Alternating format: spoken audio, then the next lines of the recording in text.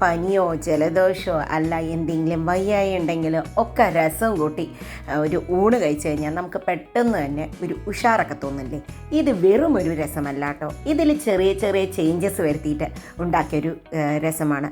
ഈ രീതിയിലൊന്ന് രസമുണ്ടാക്കി നിങ്ങൾ നോക്കൂ, നല്ല സൂപ്പർ ടേസ്റ്റാണ്, ബഹുരസമായിരിക്കും.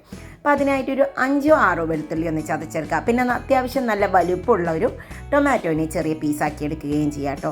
ടൊമാറ്റോ നല്ല വലുപ്പം ഉണ്ടാവണം. ഇനി ഇതിനെ നന്നായി ചെറിയ ചെറിയ പീസുകളാക്കുക, ചെറുതോ കുറച്ച് വലുതായാലും കുഴപ്പമില്ല. ഇനി ഒരു മിക്സ്ഡ് ബ്ലെൻഡർ എടുത്തിട്ട് അതിലേക്ക് ഈ ടൊമാറ്റോൻ്റെ പീസുകൾ ഇട്ട് കൊടുക്കുക. നല്ല പഴുത്ത ടൊമാറ്റോ ആണ് ഇതിന് നല്ലത് കേട്ടോ. ഇനി ഇതിനെ നന്നായി ഒന്ന് അരച്ചെടുക്കാം, വെള്ളമൊന്നും ചേർക്കേണ്ട ആവശ്യമില്ല. ഇപ്പോൾ ഇതത് നന്നായി അരഞ്ഞെടുത്ത് വന്നിട്ടുണ്ട്. ഇനി ഇതിനെ ഒരു പാത്രത്തിലേക്ക് മാറ്റാം. കൂടാതെ നമ്മുടെ രസത്തിന് ആവശ്യമായിട്ടൊരു ചെറിയ ചെറുനാരങ്ങയുടെ വലുപ്പത്തിലുള്ള ഒരു കുറച്ച് പുളിയും കൂടി ഇട്ട് കൊടുക്കാം. പുളി ഒന്ന് സോഫ്റ്റ് ആവട്ടെ. ആ സമയം കൊണ്ട് നമുക്കിനി രസമുണ്ടാക്കാം. അതിനായിട്ടൊരു അടിക്കാനുള്ളൊരു പാത്രം വെക്കാം കേട്ടോ.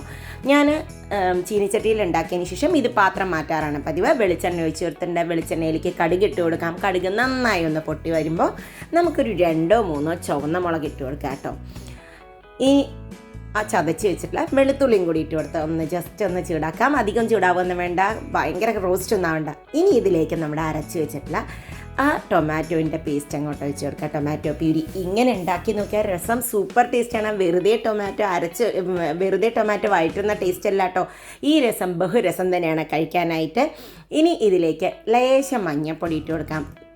അടുത്തതായിട്ട് ഇട്ട് കൊടുക്കുന്നത് ഞാൻ വീട്ടിലുണ്ടാക്കിയിട്ടുള്ള രസപ്പൊടിയാണ്. ഒരു 3 ടീസ്പൂണോളം രസപ്പൊടി ഇട്ട് കൊടുക്കണം. നല്ലോണം 3 ടീസ്പൂൺ ഇട്ട് കൊടുത്തിട്ടുണ്ട്.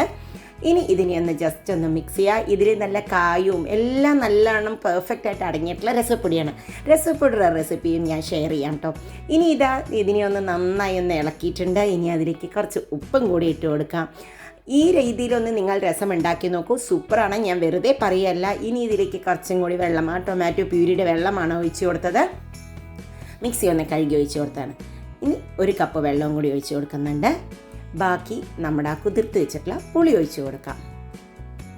പുളി ഒരുപാട് വേണ്ട, നിങ്ങളുടെ പുളിക്കനുസരിച്ചാണ് പുളി വേണ്ടത്. രസത്തിൻ്റെ കൂടെ വട, രസത്തിൻ്റെ കൂടെ ഇഡ്ഡലി ഒക്കെ സൂപ്പറാട്ടോ. ഇനി ഒരു 1/4 കപ്പ് തുവരപ്പരിപ്പ് വേവിച്ച് വെച്ചതിനും കൂടി ഇട്ട് കൊടുത്തിട്ട് നന്നായി ഒന്ന് ഇളക്കി കൊടുക്കാം. പരിപ്പ് രസം ഇങ്ങനെ ഉണ്ടാക്കി കഴിഞ്ഞാൽ നമ്മുടെ സദ്യക്കൊക്കെ പോകുന്ന പോലത്തെ ഒരു രസം കിട്ടും. ഞാൻ ടേസ്റ്റ് ചെയ്തപ്പോൾ ഉപ്പ് കുറവാണ് കേട്ടോ. അപ്പം നമുക്ക് കുറച്ച് ഉപ്പും കൂടി അങ്ങോട്ട് ഇട്ട് കൊടുക്കാം.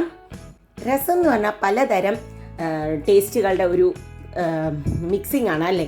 പുളി, എരിവ്, ഉപ്പ്, ചെറിയൊരു മധുരം ഒക്കെ വേണം.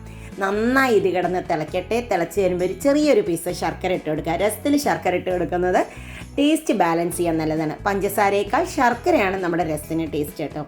അപ്പോൾ ഈ ഞാനൊന്നും കൂടി ടേസ്റ്റ് ചെയ്ത് എല്ലാം പെർഫെക്റ്റ്. അപ്പോൾ ഇതാ ഒന്ന് തിളച്ച് വരുമ്പോൾ നമുക്ക് കുറച്ച് മല്ലിയിലയും കൂടി തൂവിക്കൊടുത്ത് ഒന്ന് ഇളക്കിക്കൊടുത്ത് ഇത് ഓഫ് ചെയ്യാം.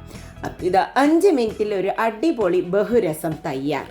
ഈ രസവും ചോറും മാത്രം മതി വല്ല അസുഖം ഉണ്ടെങ്കിലും മാറാനായിട്ട് കേട്ടോ. അത്രയും ടേസ്റ്റ് നല്ല മണമാണ്. ഇനി ഇതിനെ ഒന്ന് ഓഫ് ചെയ്തിട്ട് 2 മിനിറ്റ് വയ്ക്കാം. അത് പാത്രഭാഗം വയ്ക്കാനാണ്. ഞാൻ അതിന് പാത്രം മാറ്റിയിട്ടുണ്ട്. ഞാനൊരു ഹിൻഡാലിയം പാത്രത്തിൽ ഉണ്ടാക്കിയത് കൊണ്ട് തന്നെ ഒരു സ്റ്റീൽ പാത്രത്തിലേക്ക് മാറ്റിയിട്ടുണ്ട് കേട്ടോ.